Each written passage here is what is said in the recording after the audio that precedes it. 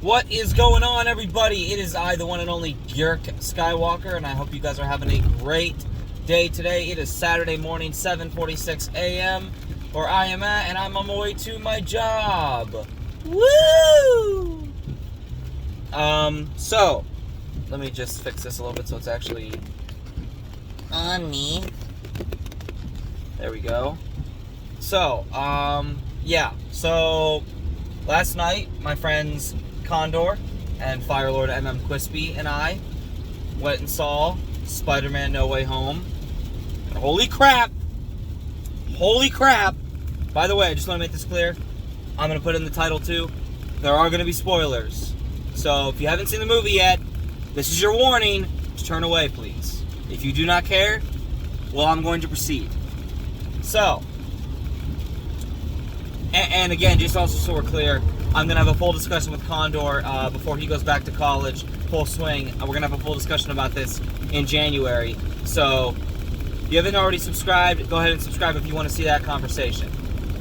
And we'll try to get Firelord MM Quispy, our other friend, to join it as well. Not in a physical sense, but virtual sense. Anyway, so we went and saw Spider-Man No Way Home last night, and yeah, it was a phenomenal film, and it's now Star Wars Episode 4 New Hope is still my favorite movie, but Spider-Man No Way Home at this given time is my second favorite movie of all time, and it is my favorite Marvel movie of all time at this given time. It is my all-time favorite movie right now. My all-time favorite movie right now for Marvel. And a lot of that also has to do with the fact that, well, you got to see so many memorable villains from my childhood, like Alfred Molina returning as Doc Ock, and Willem Dafoe as Green Goblin. And listen, he does a phenomenal job in the Raimi trilogy, especially in the first Spider-Man film where he's the main villain. But when people were saying that Willem Dafoe knocks those performances from the Raimi trilogy out of the park in this one, yeah. Oh, he does. Oh, he most definitely does. When he goes Goblin, oh my gosh, does he go full on. The face, the voice, everything about him. He is Green Goblin. And Alfred Molina is Doc Ock. It's just so great to see them back, dude. And it's also nice to see Lizard again. It's cool to see Lizard again. I like him as Lizard. I like seeing Jamie Foxx as Electro. He does a great job in this as well. And also Thomas Hayden Church as Sandman. I like seeing him again as too. It was really cool to see all of them, dude. It truly was great to see all of them return again. It was really, really cool. But not only that, guys. Because here's the real kicker. For those that were wondering, it's also the return of my childhood Spider-Man, the greatest Spider-Man in my opinion, Tobey Maguire. Tobey Maguire and Andrew Garfield returned to this film. And I'm going to tell you right now, it was the greatest thing I've ever seen this year. The last 2 years for movies have, honest to God, been pretty doggone depressing. And not just because of the pandemic. And again, I'm not saying it hasn't killed people. I'm not trying to be disrespectful or take a lot of that, guys. I'm really not. I'm just saying I think it's been blown out of proportion. Exaggerately, that's not even a word, and I'm going to just say it's been blown out of proportion. But it's just been identity politics, race swap, gender swap. Oh, we're going to push all the gay, we're going to push this and that. And again, I don't care who you love or who you sleep with. I don't care if that's what you identify as. I love you regardless, and I don't care who you are. You're an equal person, deserves equal rights. Just don't shove things down my throat. That's all I ask. I want to be entertained. I want to escape this world that I live in, and I want to go to this world. And that's exactly what this movie gave us. It's given us exactly what the fans have asked for years, and we thought we would never get it. And we got it. We not only got to see Tobey and Andrew return, we not only got to see Willem Dafoe and Alfred Molina return, and Rhys Evans as Lizard, and Jamie Foxx as Electro, Thomas Hayden Church as Sandman. But we also got to see some of the greatest jokes told. Tobey and Andrew fight a little bit after they come out of their portals from Doctor Strange. And they get to go web fighting. Tobey, having the organic web fluid that he has, shoots Andrew Garfield's web shooter. Tobey wins! Because Tobey is the great. Now again, I am biased. I am a Tobey fan. I grew up with Tobey. I'm sorry I'm yelling, but guys, oh my gosh, I freaking love it. Now again, I like Andrew Garfield as Spider-Man. I love his first movie, The Amazing Spider-Man. The Amazing Spider-Man 2 was an absolute crap show. It was a disappointment. I liked it when I first saw it, but then I realized, man, this movie is not it. This movie is not it. It had so much potential. They were going to make a third one, do the Sinister Six. They fricked it up. They fricked it up with the second one. And there were other reasons too. There was behind the scenes crap. But yeah, I mean, it's fine. I'm glad he got a third movie. And he redeems himself, which I'll get to just a little bit later.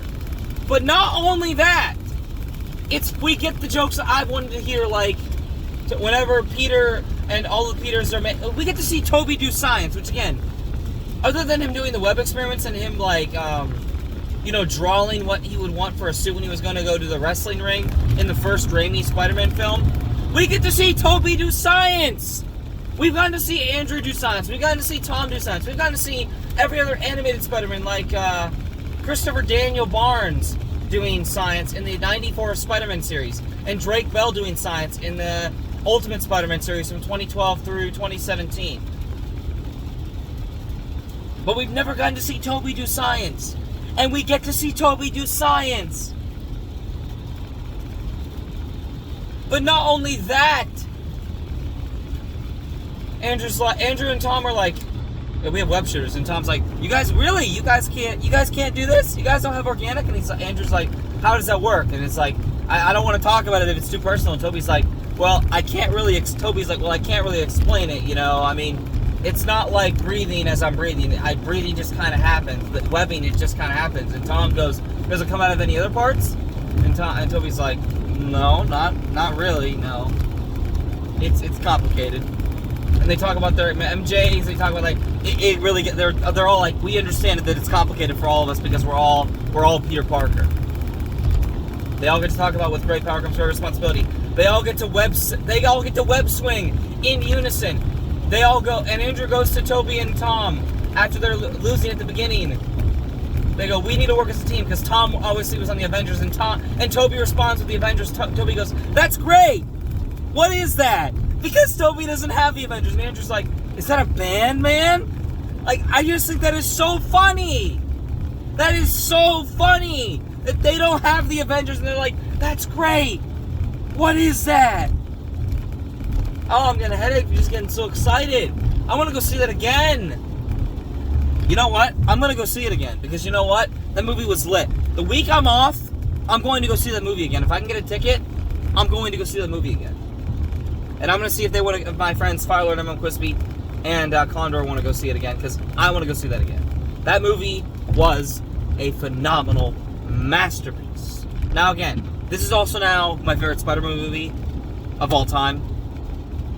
Spider-Man 2 would be second. Spider-Man Into the Spider-Verse would be third. Spider-Man 1 from Raimi would be the next one.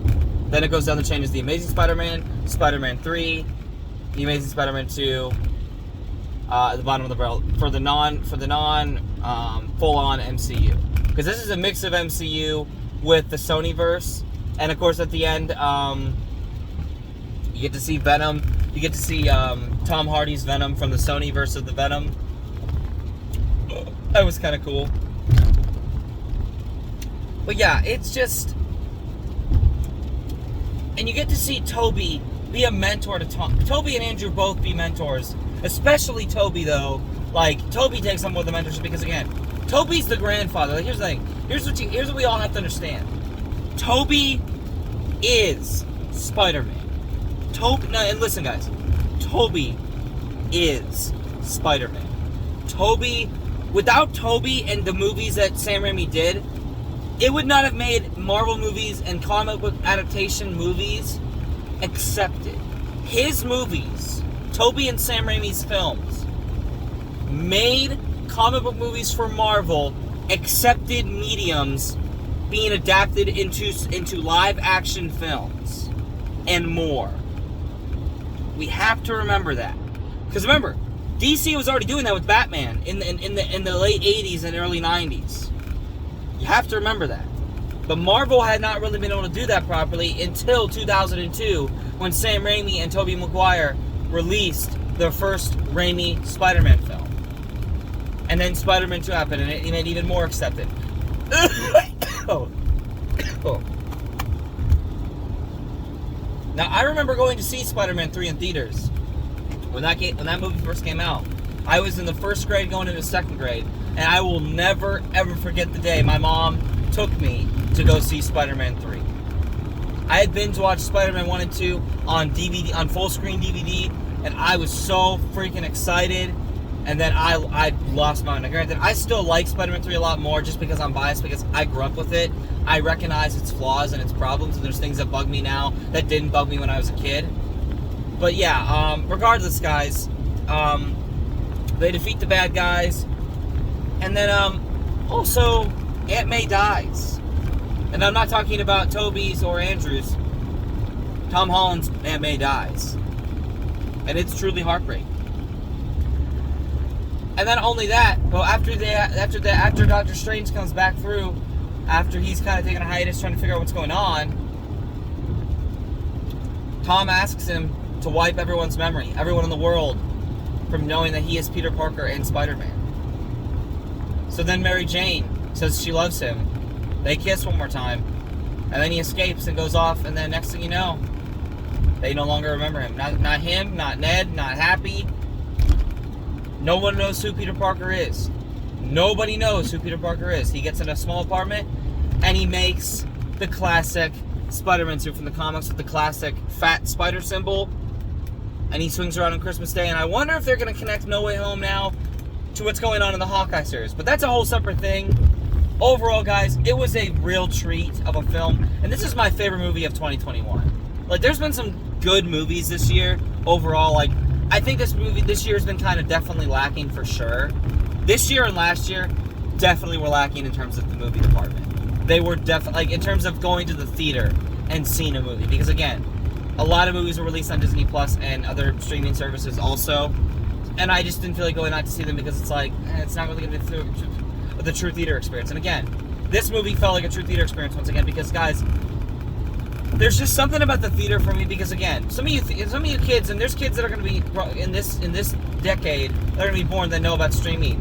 But when I was a kid, we didn't have that. That, again, you were still renting DVDs from Netflix when I was a kid. And when you went to go see a movie, you went to the movie theater to see the movie. So for me, that's always still nostalgic.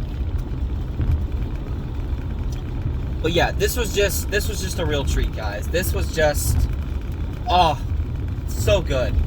This is now my second favorite movie of all time, and my favorite Spider-Man movie of all time, and it's my favorite Marvel movie so far. It truly is. And again, it's because Spider-Man is my favorite hero of all time. And it was just such a treat. It was so cool to see Tobey again. It was so cool to see Andrew again. It was a well-done story overall. There's going to be some ramifications they didn't go into, so that's going to lower my score for the movie that they didn't go into for the multiverse. But it's going to lead into more of that with Doctor Strange and the Multiverse of Madness, which we got an end credit trailer for that, which I think is cool. And we know we're going to see Tom Holland in another Spider-Man trilogy in the future, which I'm also excited for. The college years. Very excited for that. Very, very excited for that. But anyway, ladies and gentlemen, I am going to let you go. Overall, I'm going to hold off on my score until Condor and I can have this conversation in person. But yeah, guys, thank you guys so much for watching. And if you guys are new to the channel, make sure you hit the subscribe button and turn on notifications so you never miss any uploads from yours truly, the one and only Guirk Skywalker. And I hope you guys have a very Merry Christmas, Happy Holidays, God bless. And I'll see you guys soon because we have a lot of new content coming. Go check out my big update video. I just recently posted it. And check out my other videos as well, like my Bad Batch Season 1 reviews, as well as some of my Lego building videos. Once again, guys, thank you guys so much for watching. God bless. And as always, remember, the Force will be with you. Always. Take care, guys.